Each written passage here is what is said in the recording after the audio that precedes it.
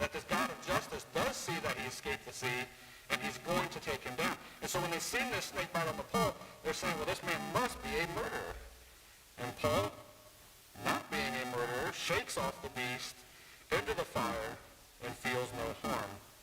And these men, they look when he should have swollen or fallen down dead from the bite of the viper. But when they looked upon Paul, they're probably waiting to see what was going to happen. I don't think they just come right out and got loud and all concerned and said, Paul, you just got bit. They were waiting to see what was going to happen. And so watching Paul shake this snake off into the fire, and I wish we was given more detail on this account. I'd really like to know how this situation looked. But they're looking at him, and when they see that he does not fall down dead, when they see that he does not get sick, nothing happens to him, they say, well, this man must be a god. It's funny how they're wrong no matter how they look at it. You say, well, wouldn't they just say that this man is innocent? Well, that's kind of what I would think, but it's kind of like that old saying, common sense isn't so common. But let's look at this snake. So the barbarians see the snake come out of the wood, the sticks that Paul throws onto the fire. A viper comes out, bites on the Paul's hand, and then these men think that this is the god, the mythological god of justice, performing justice on a Paul who they assumed was a murderer. Now, so what was the point, or what was the purpose of this couple verses story here of the snake that come out?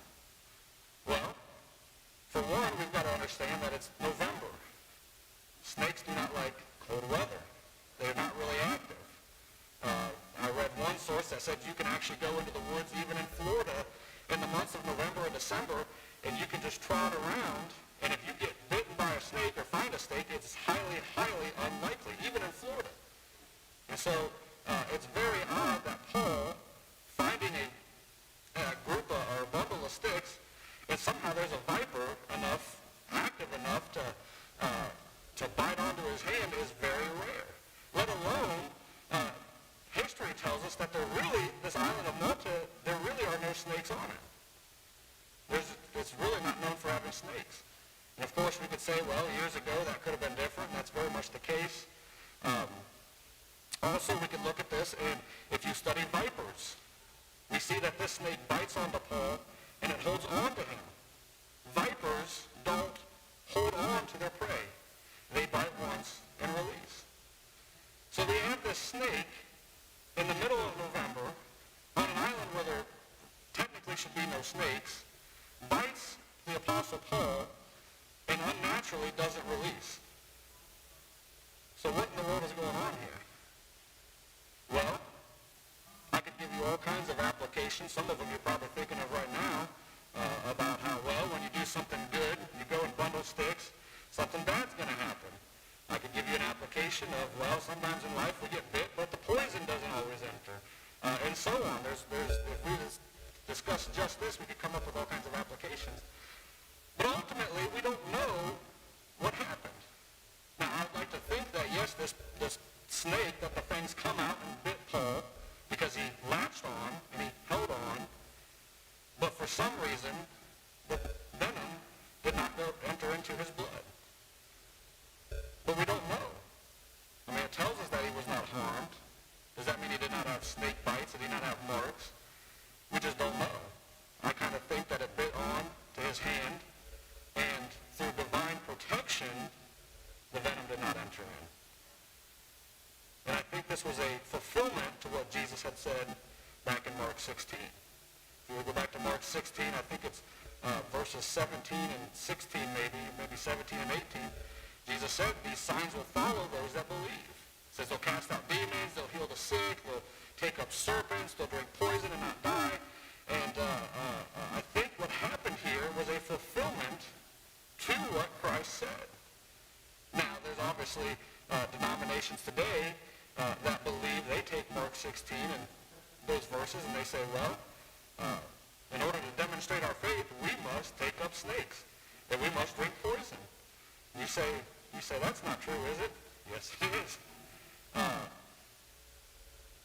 There's certain denominations, typically they're going to be they started in the holiness movement in America in the early 20th century, about 1910. One of the main founders was a guy by the name of George, I think, Went Hensley. Brother Tim, are you related to him? We got a snake handler. And coincidentally, now he was not the one that founded this movement of snake handling in some of these denominations in the churches in America, but coincidentally, he died from a snake bite in a service years later. And what they would teach, this movement teaches, is that unless you can take up a snake and not get bitten, basically if you get bitten, you do not have the Holy Spirit within you. And you're supposed to go into the services, and you don't have to, but it's a demonstration of your faith to take up a snake and to hold it around, or to even drink poison. And if something happens to you, well, you're not saved. Because Jesus said those that handle serpents and those that drink poison are signs of those that will believe. Now again, I know and there's also been children. I think it was in 1941, there was a 7-year-old in Georgia during a service, decided to go to the altar and to handle a snake, and it bit him, and he died. So again, I guess you can have your own interpretation of Mark 16. I take it as the signs of those that believe to follow as to be those of the early church, those of the early Christians. I don't think the signs of a believer today are for us to have a basket of 200 snakes up here and we all each come up and grab one, and if we're a true believer, we won't get bit. But the point of what happened to Paul is divine protection. That's the point of what happened here, is divine protection. That God told Paul, you will go to Rome, you will stand before Caesar, and Paul, regardless if it's a shipwreck or a snake bite, when God makes a promise, it will be fulfilled.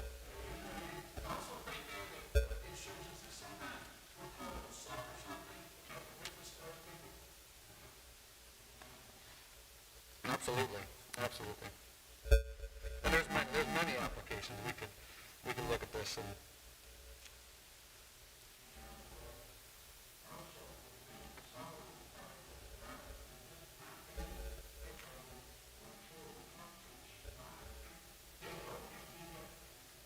yeah. So we see the miracle of Paul's preservation, but we also see Paul's going to heal the sick on this island, verses 7 through 10.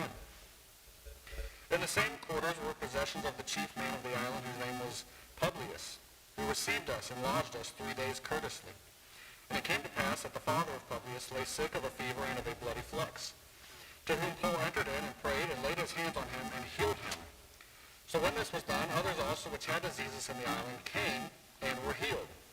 He also honored us with many honors, and when we departed, they laded us with such things as were necessary. So Paul, in the same quarter, so the same region of the island of Malta, were possessions of the chief man of the island, whose name was Publius, who received them, and he lodged them. He gave them home for 3 days, courteously. And it came to pass that the father of Publius was lay sick with a fever.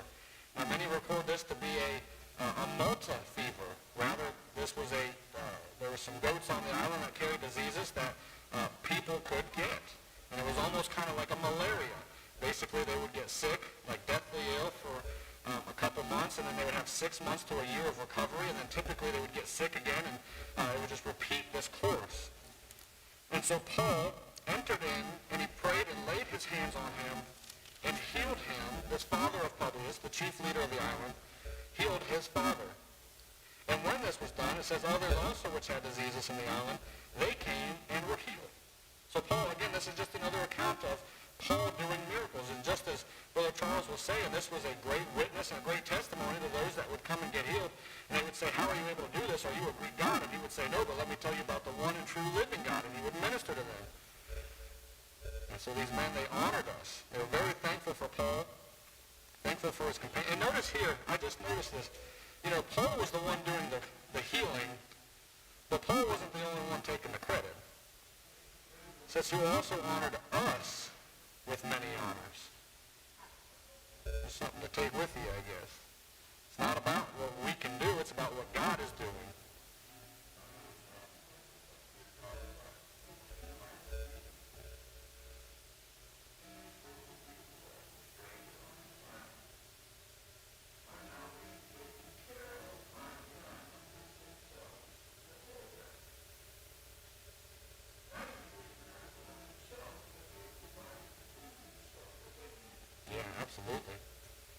that they were willing to.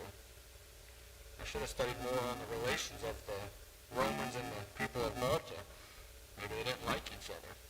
I don't know. But they honored them with many honors, and when they departed, they that means they loaded them with such things as were necessary to their trip. So they're going to stay there. Paul's going to get bit by a snake. He's not going to get hurt. And he's going to go on. He's going to heal these people. And they're going to build these relationships, and they're going to send them off on their way, loaded with everything that they need necessary for the trip. Application says Christians must not live in fear. God is in control of all circumstances. Knowing they belong to God and that death only escorts them to the throne of God, Christians should always have a peace that exceeds human understanding. True peace can be demonstrated by the way Christians handle life-altering situations. Paul always had a peculiar peace, and any Christian can have that same peace. Now, we have the peace, but that doesn't always just make every situation just an easy road. It doesn't always make it just not a problem. We still have problems. It rains on the just and the unjust alike, but we do have a peace through any storm. The illustration says Longfellow could take a worthless sheet of paper, write a poem on it, and make it worth $6,000. That's genius. Rockefeller could sign his name to a piece of paper and make it worth $1 million. That's capital. Uncle Sam can take gold, stamp an eagle on it, and make it worth $20. That's money. A mechanic can take material that's worth only $5 and make it worth $50. That's skill. An artist can take a 50-cent piece of canvas, paint a picture on it, and make it worth $1,000. That's art. God can take a worthless, sinful life, washed in the blood of Christ, put his spirit in it, and make it a blessing to humanity. That's salvation.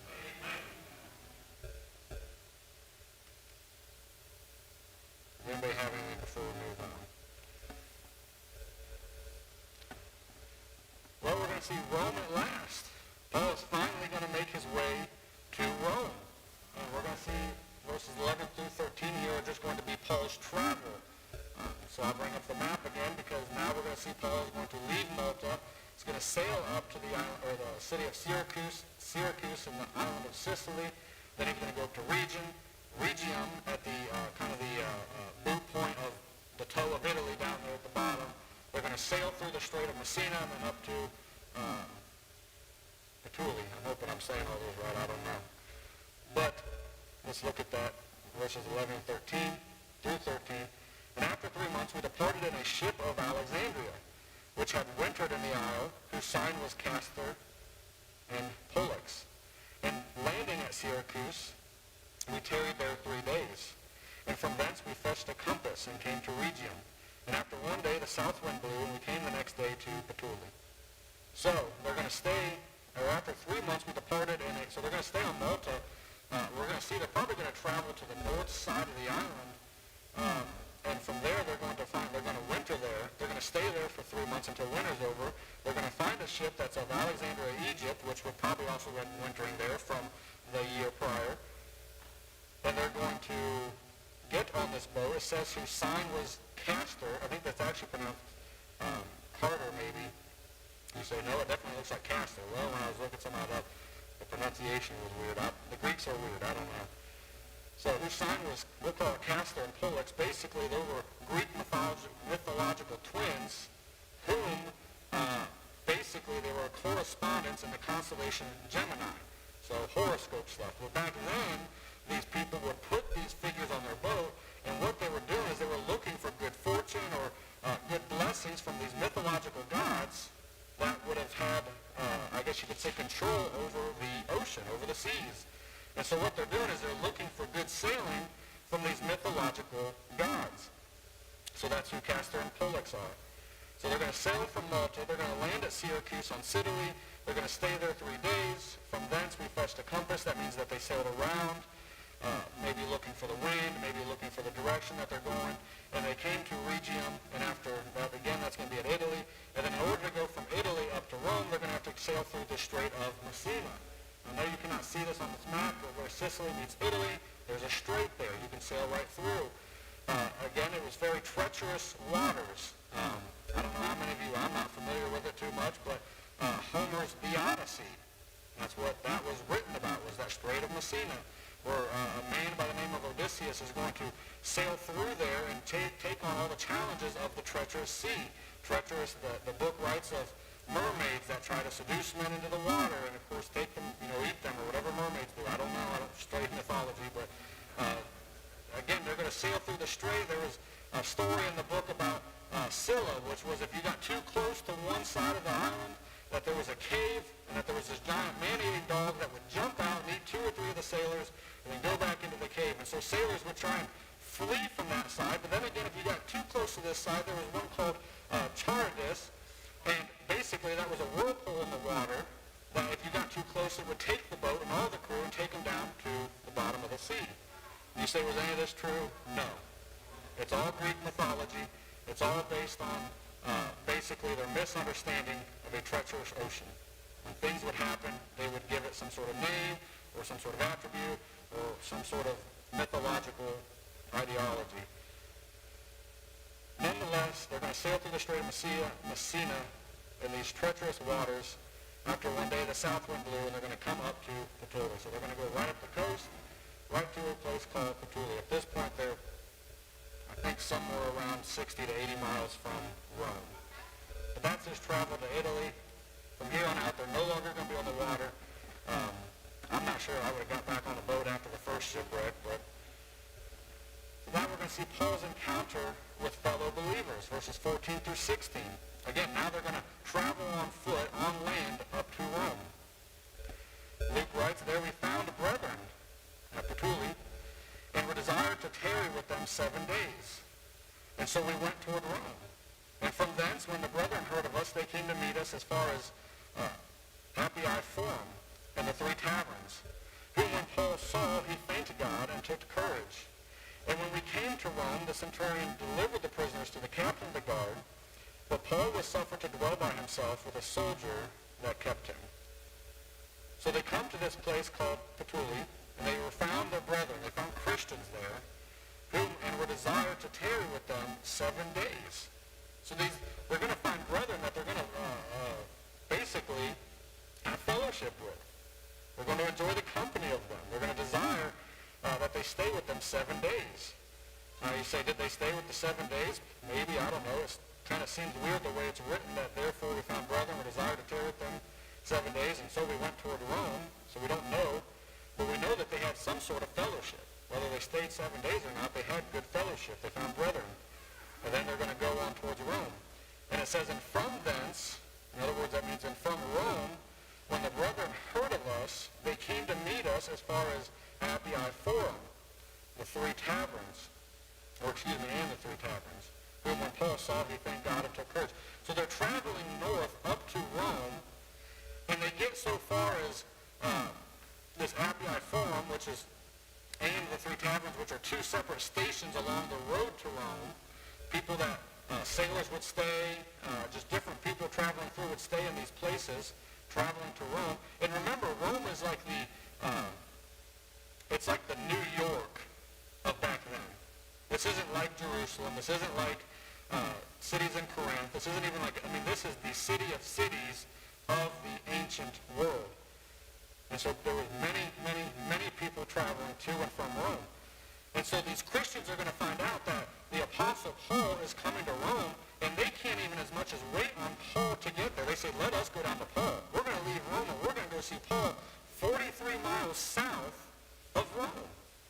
And they're going to meet Paul. Now, you got to remember, Paul had written to the Romans, and he had told them that if the will of God would allow him, that he would have a prosperous journey to Rome to meet them. But he's never met these people. He's wrote to them. Probably one of the best New Testament books, probably the best one as far as understanding Christianity. He's going to write to the Romans, but he's never met them. And so these people are absolutely thrilled to go and to meet Paul. And they're going to, knowing Paul's going to Rome, they're saying, we can't wait for Paul to get here. We got to go see this guy. And so they're going to leave Rome. They're going to travel down to Appii Forum and the 3 taverns. They're going to meet Paul. And whom when Paul saw, he thanked God and took courage. He was excited to see them. And it says, and when we came to Rome, so think about this. They literally traveled down to see Paul, and now they're going to travel back with them to Rome. They just could not wait. And so when they came to Rome, the centurion delivered the prisoners to the captain of the guard, all but one, but Paul was suffered to dwell by himself for the soldier that kept him. So this is where Paul is going to be put on house arrest for as much as 2 years here in Rome, but he's not going to really be a prisoner like the others. Again, he's going to be put on house arrest. He's going to have a guard that stands outside his house. He's going to have a guard that's chained to his wrist 24 hours a day. What they would do is they would do this in 4-hour increments. So there would be 6 different soldiers directly chained to the Apostle Paul while he was on house arrest. Now, on the day of judgment, I'd be curious to see their excuse before God, being chained to the Apostle Paul 4 hours a day for 2 years. I don't think you'd have a very good excuse for I'd never heard the gospel. Yeah, forced religion. So that's going to be Paul when he's going to encounter these fellow believers, and we see his house arrest is going to begin. Good.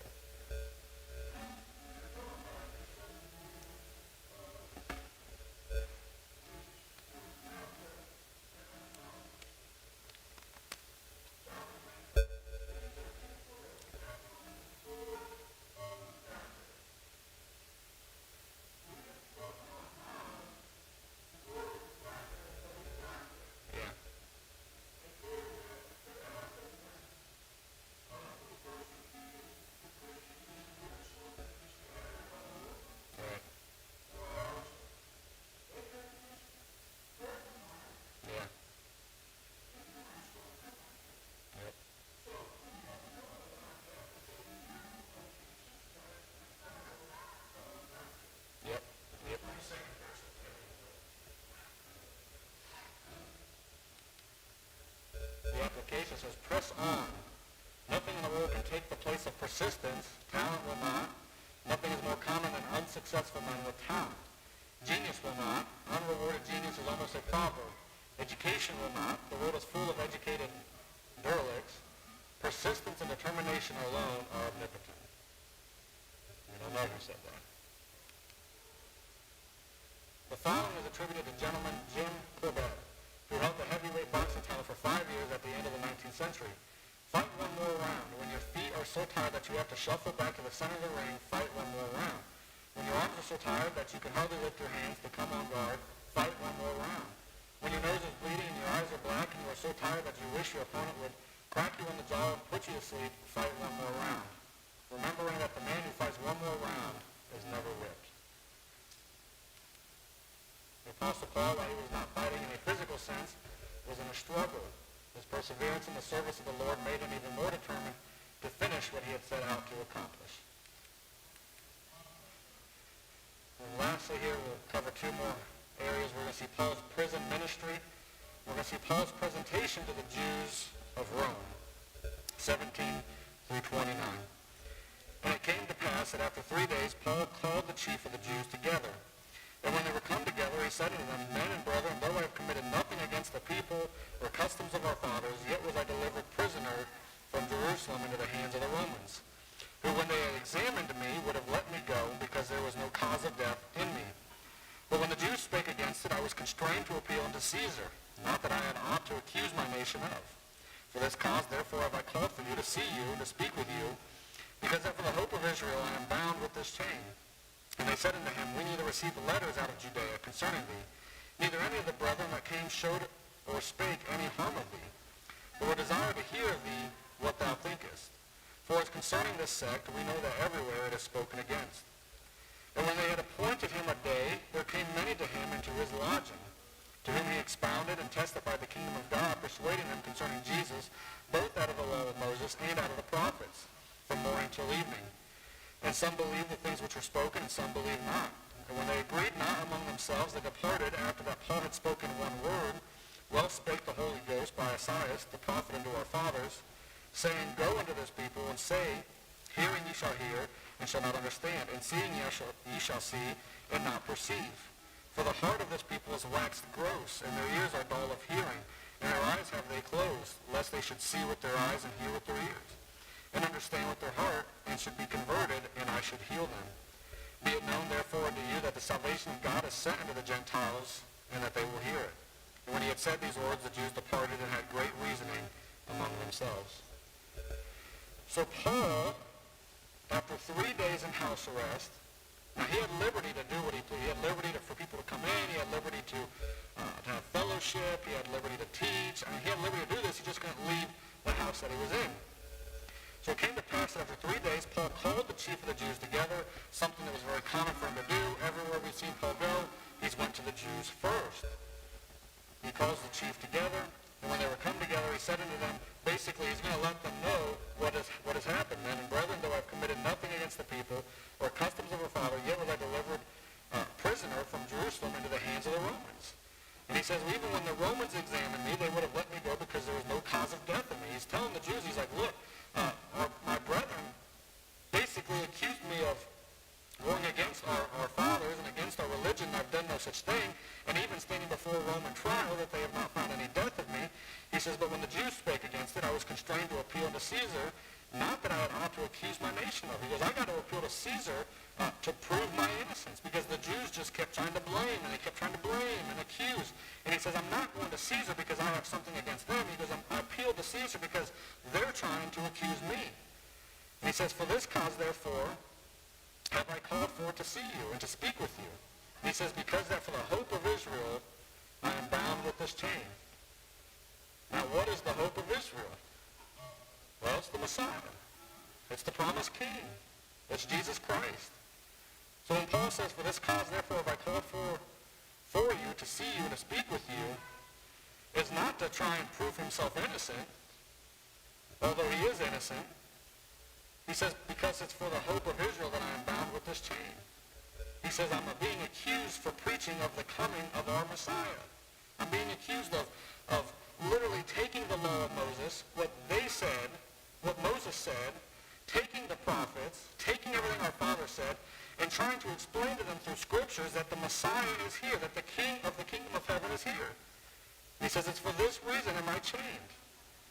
Well, they're going to say unto him, he says, we didn't receive any letters out of Judea. He's saying, Paul, you don't got to prove anything to us. We didn't even hear anything about this. And nobody that's came in has said anything. Nobody's spoken against you. You say, well, that's kind of weird. Why wouldn't there be any letters? Well, we could either, we could assume that the Jews had lost their zeal and that Paul was gone, and so they no longer cared.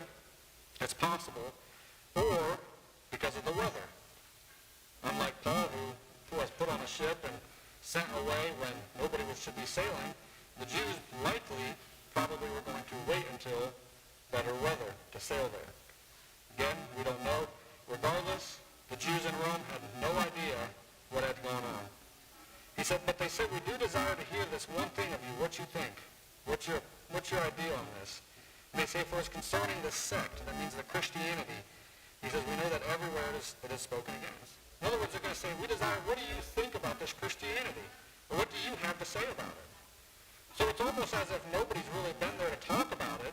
It's almost as if none of the other apostles have been there, and it's all been word of mouth. That they've heard about it, that maybe some Christians have gone there and lived there, and the Jews are trying to figure out, what about this sect called Christianity? There's those that are preaching probably something similar to Paul. They probably don't expound on it as much as Paul does, but they're hearing about it, and they're like, they're interested, they're curious, the Jews are. And they're going to appoint him a day. And they said, and when they had appointed him a day, there came many to him into his lodging, into his home, to whom he expounded and testified the kingdom of God, persuading them concerning Jesus, both out of the law of Moses and out of the prophets, from morning till evening. In other words, he wasn't giving them a 30-minute salvation message. He was trying to really persuade them through the scriptures and show them that Jesus Christ was the Messiah, that he is the Messiah. And it says, and some believed the things which were spoken, and some believed not. And when they agreed not among themselves, they departed after. So notice they departed after Paul had spoken one word, well spake by the Holy Ghost, by Esaias, that's Isaiah, the prophet unto our fathers. In other words, Paul basically tells them this. Some believed and some did not believe. And Paul responds with that by saying, go into the people, saying, hearing ye shall hear and shall not understand, but seeing you shall see and not perceive. In other words, Paul says, you've heard the message, You've heard it taught. You're seeing the way for everything that I'm telling you. He says, yet just as Isaiah prophesied of you, you don't believe. He says, your heart is waxed gross. That means it's grown fat. In other words, talking about like a self-indulgence or a self-worship. They weren't interested in so much the God of heaven as much as they were more interested in their rituals and traditions.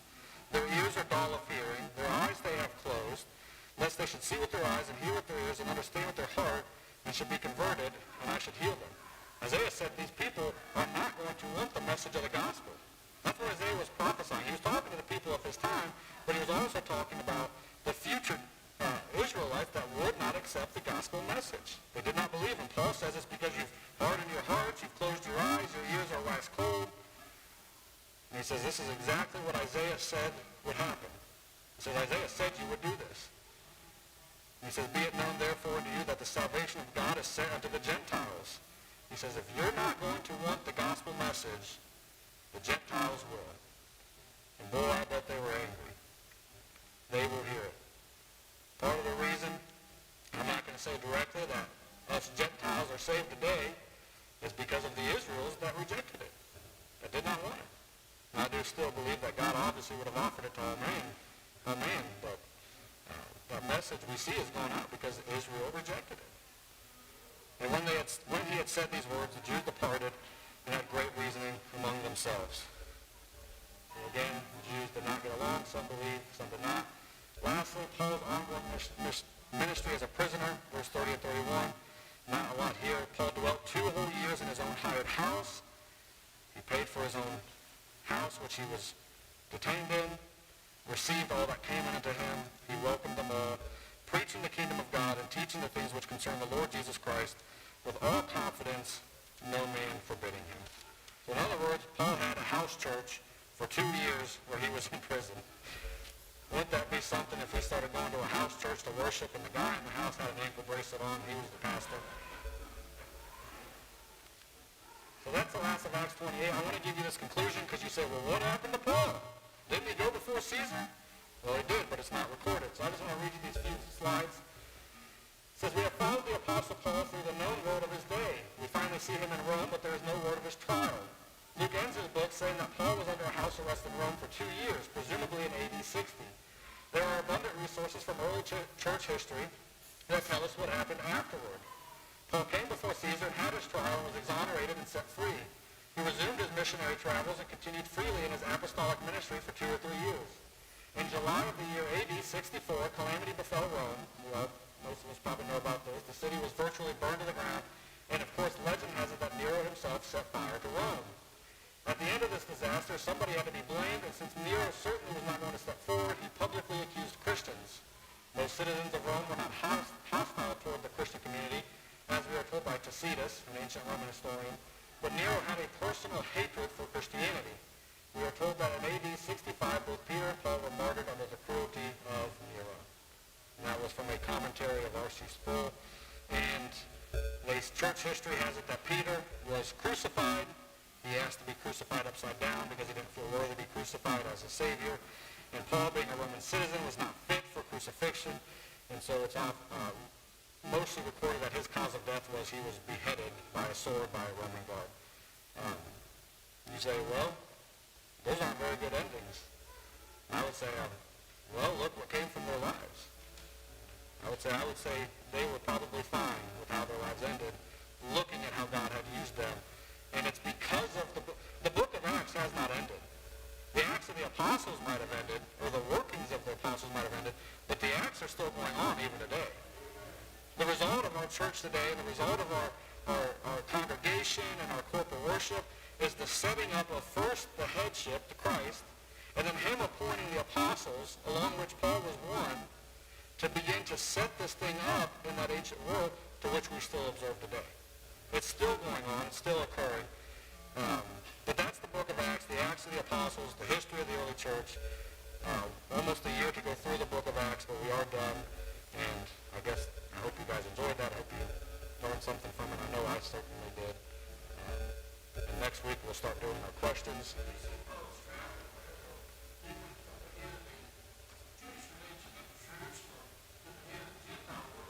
Yeah. Amazing. Amazing. Especially if you ever take a look at a map one time and just really look at everywhere Paul went. It's like, what a life of sacrifice.